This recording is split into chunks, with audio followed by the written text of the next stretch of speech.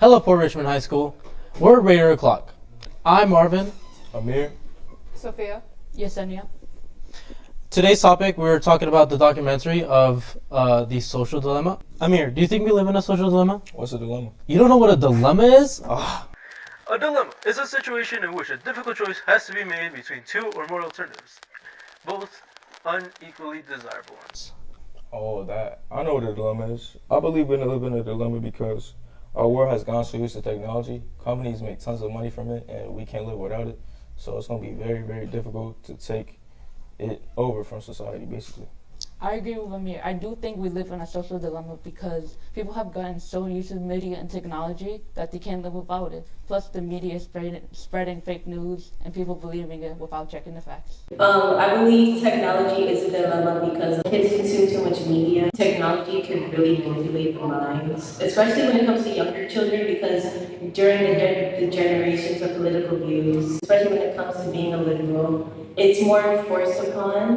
What's your opinion on the topic, Sophia? Yeah, I definitely agree that's a dilemma. Even if you go out in public and just see a kid, they don't play with toys anymore. They're always clinging to an iPad or something. And if their parents try to take it away, they just scream and they cry. They're addicted to it too. So we're not just hurting our own generation, we're hurting future generations as well. That's what I believe as well. This can really cause massive effects on the health of possibly every generation onwards after ours. I believe there might be a small chance of a solution, and we'll explain how in the final last question of Radar O'Clock. So social media and things of that nature are kind of a dilemma in the way that people are impressionable as hell. That's all you gotta know. The more people use it, the more reliant they'll become on it. In that case, it's never gonna go anywhere. Technology and social media is a dilemma because I feel like, especially if younger people or just kids in general use technology more, they just become more dependent, and as they grow up, they won't know how to detach themselves from it. But again, to continue on with what we're also gonna say, I don't think we can really change it either way because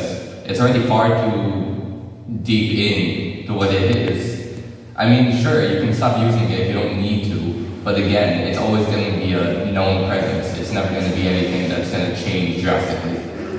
And to me, I think that it might be possible for us as a society to eventually become too attached to technology and social media, just because of how, at the moment, a lot of people are attached, and I feel like that's just hard to detach ourselves. So. Thank you to everyone we interviewed. Your responses were very interesting. Moving on, we were going to ask everyone, what part of the documentary interested you the most?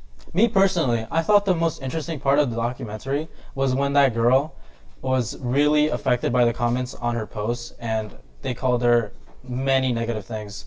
I think that's a really modern problem that has to have a solution quickly.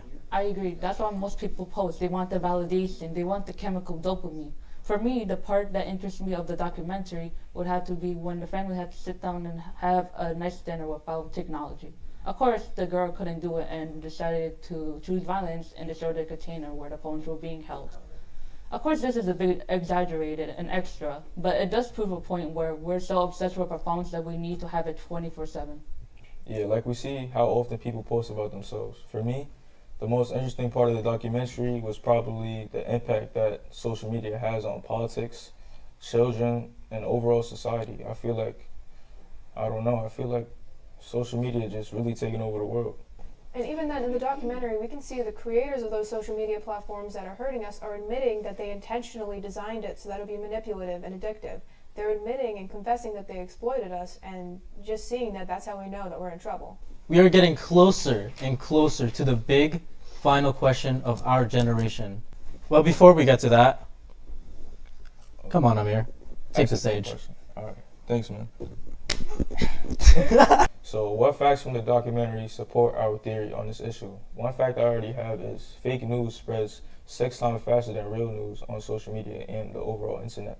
How do you guys feel about that? Me personally, I say that's absolute insanity. You're telling me more people are being lied to than being told the truth? What is this? It's just like social media. Wait. I think we should check if that photo's real. Anyways, it's crazy how people believe anything on the internet without checking if it's real. I mean, personally, I feel like that's one of the most dangerous threats posed by social media. If we can't tell what's real from what's fake, then we lose our sense of reality. And if we lose our sense of reality, then how can we even progress as a society? True. This is the final question, the big one. Yes, the biggest question. Come on, it can't be that big of a question. I'd say it depends on how the viewer sees it. Do you ever think we're gonna beat the social dilemma? I feel like we have no choice to beat it because it will really badly affect the next generation in society. So it's gonna be bad. Yeah, because think about the kids that will be affected by these issues. Looks like I'm not having kids. Okay, let's get back to the point. Do you ever think we'll reach this goal? No chance. Society is way too accustomed to it. I agree, we don't have a solid chance in our life, but I believe in future generations they might have a better chance at achieving it than us. That's what I was thinking. I feel like it won't be solved at any time in our lifetime because our generation's too far gone. But I think there's a chance that future generations who are better than us could find a way to fix the issue. I believe that technology will grow, and I don't think the generations will be able to stop it because things like AI has been getting more bigger recently, and it's just been having a weird impact, and it will just make people of our generation more lazier. My generation could turn this around by just slowly not using social media or technology if it's not necessary. Well, I'm going to be the only positive one here. I'd say that someone with enough influence could maybe change the game. And maybe we'll see a brighter future with technology instead of one that's against us. That was Radar O'Clock. I'm Marvin. I'm Amir. Sophia? Yesenia?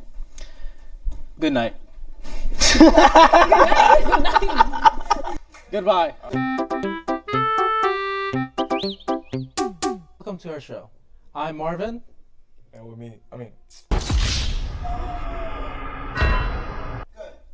don't say goodnight. All right. I'll say good day. Yep. That was all for good old...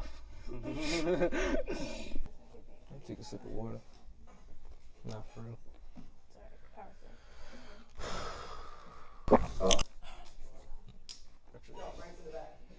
Huh?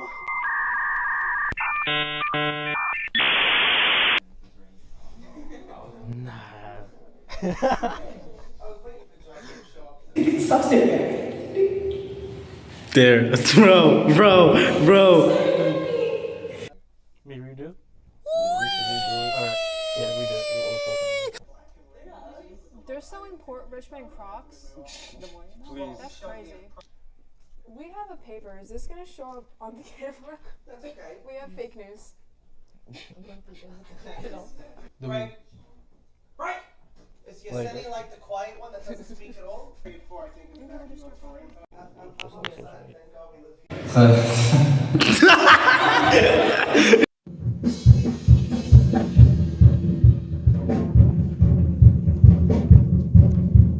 What you looking at? I still can't believe this. I'm a murderer now? It's alright, I believe you. How? Like, I don't understand this. What is like, this? You're just like social media. I don't think you're a murderer. I hope not.